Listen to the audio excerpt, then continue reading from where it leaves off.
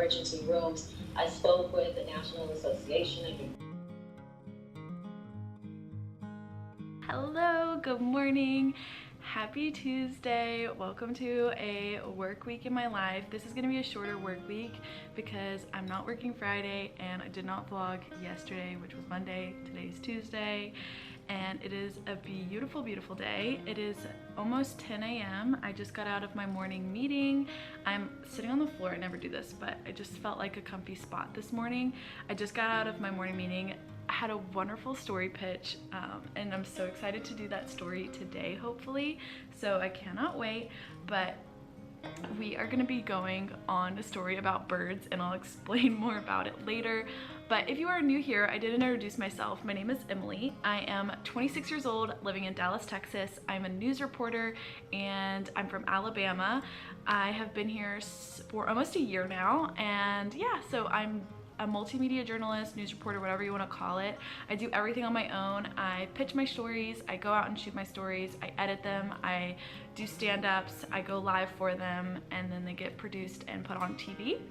So that is what we are doing today. We are working on a fun story. I'm actually really excited to do it. So let's go ahead, get dressed for the day. I actually have to make some phone calls first, and then we will get going.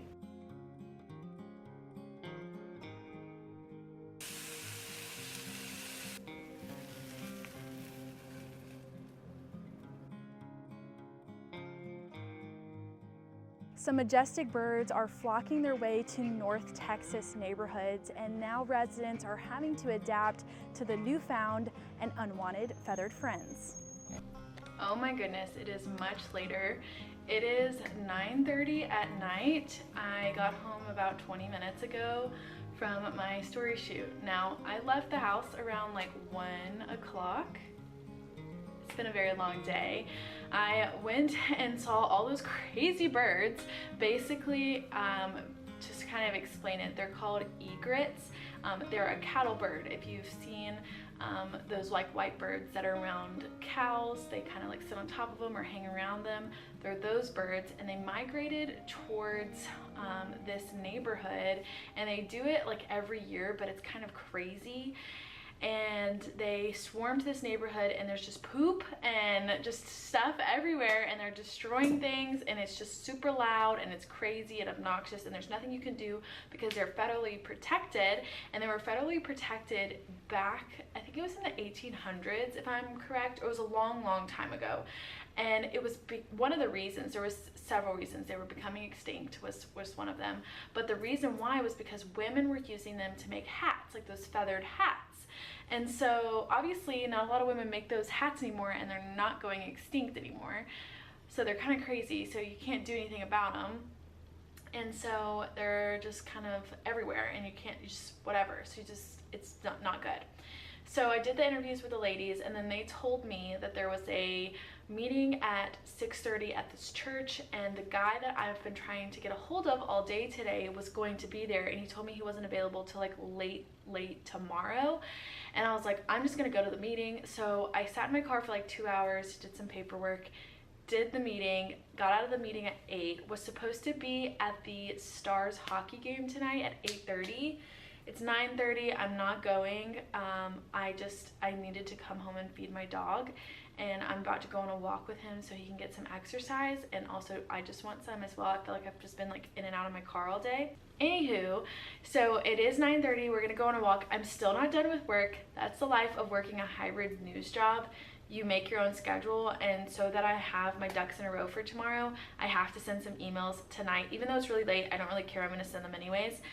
And hopefully they get back to me in the morning so that I can get this story done. I'm gonna submit this story tomorrow, and I need to find a story to do tomorrow. So wish me luck.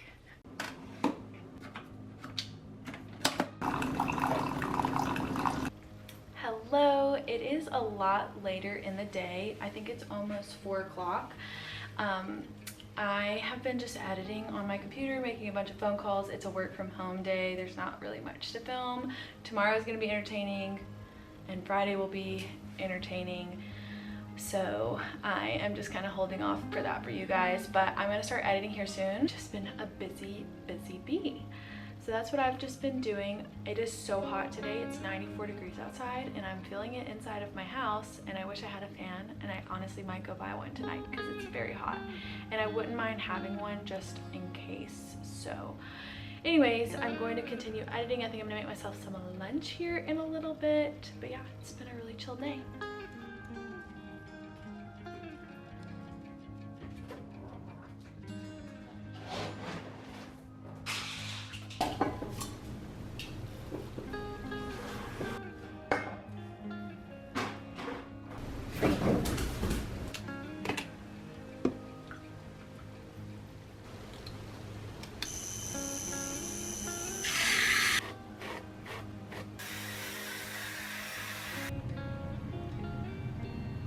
Hello, it is Thursday and I'm dressed and ready for work today. I do need to go take out Goose and then pack up like a little snack and a drink for the road because we have a 2-hour drive to go to Onley or Olney, Texas. I can't even remember how it's spelled. So I have to go there. I'm going to be interviewing a cattle rancher regarding the beef industry because it's just all a mess right now with the drought and then also the fires that happened in the panhandle, like killing off a ton of cattle. So we are doing a story with a rancher who's also kind of like a politician in a way. So we're going to be doing that, and then tomorrow we're going to do a livestock exchange to get like another point of view to tie in the story. We have a Stars game tonight, which is hockey, and I'm going with some of my coworkers, which I'm really excited about. And I need to pack because I leave tomorrow to New Orleans. That is the to-do. So let's go ahead and get everything together so that we can head out the door and go to Olney, Texas.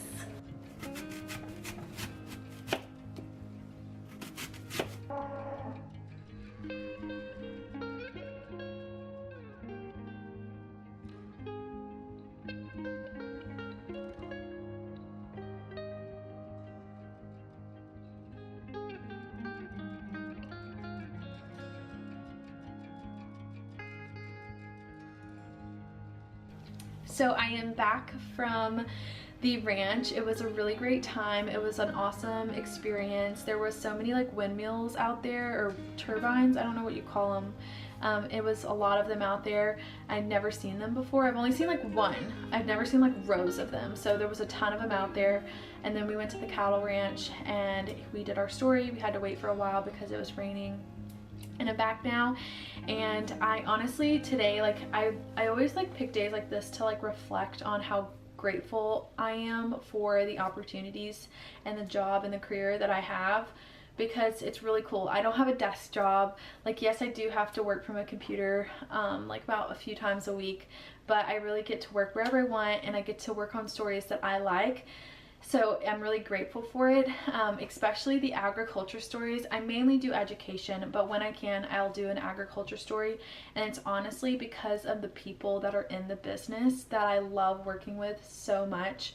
I honestly cannot put into words how I feel when I get to do stories like this, when someone feels comfortable enough to let me into their home to be a part of their day routine. Kind of be a fly on the wall, and then they also have to put their trust in me to tell their story correctly. It's honestly an honor. And then also just they make me feel so welcomed, especially the agriculture people, because they're very Southern, and I love Southern hospitality, and it makes me feel like I'm at home. It's a little different here in the city. Obviously, like, it's a more city life. When I came to Dallas, I did not realize that. I thought it would be still Southern, and there are some parts of it that are Southern, but it's a little bit more city. So when I get to do these ag stories, it really makes me feel really good, because they have the same values that I do, and it's just really nice. They're just really, really sweet people. And I honestly get to meet their entire families, because most of the time these ag stories are family operated businesses, like small families. And so I'm getting to hang out with their children. I'm getting to have lunch with them. I'm getting to spend the day with them and follow them around on their routine while I ask them questions about whatever topic I'm covering. So today I wasn't with his family. It was just me and him, but we honestly opened up.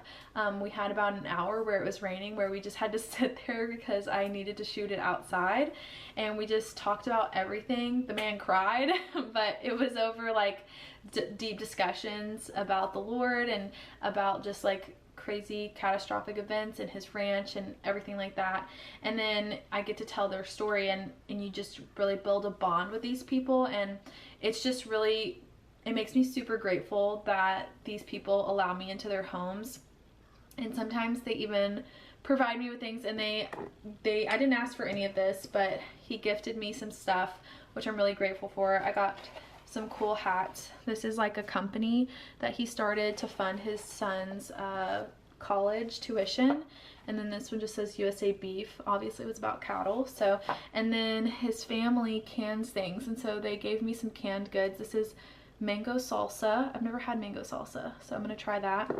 And then this is some honey, which I thought was really cute. Look how tiny it is. I thought it was jelly. He told me it was jelly, but it's actually honey because I smelt it. But it's just really sweet of them to do that. I've gotten things like this before, going to different stories, like went to a pecan farm. They gave me pecans. Same thing with just different stories. They like sometimes will just like gift you like stickers or whatnot, just to kind of show them support for their company. And it's just really nice. I will never forget when one family actually bought me lunch and then prayed over me, and it was just the sweetest thing. I was just telling them about how I was driving a long distance to go home, and they sat there and prayed over me to have a safe drive, and that they were thankful that I was out there. And it's stuff like that that just pushes me to keep going, honestly. It's really honestly what I love to do, is to be able to tell somebody's story and, you know, maybe add a little bit of hope in their eyes. And I love learning about people's lives. I love getting to know people. It's one of my favorite things about doing this job, is I'm just so nosy, and so getting to hear their life story and hear what inspired them, and maybe the trials that they're going through and how they're overcoming them, is just really powerful. And so I just wanted to share that because it's just something that I don't take for granted, and I was really reflecting on it on the ride back. So yeah, just wanted to share that with you all. It's almost 4 o'clock now. I need to get dressed, and I'm going to the Stars hockey game tonight. It's the playoffs. So me and 2 of my coworkers are going, so I need to get my green outfit on. And I also need to take Goose out before it starts storming outside because the weather is so bad today. And then we will head off to the hockey game. I'm ready. This is the jersey. I'm wearing a kid's jersey. As you can tell, it does not reach my arms. I rolled it up just a little though to look a little normal because it was at a weird length.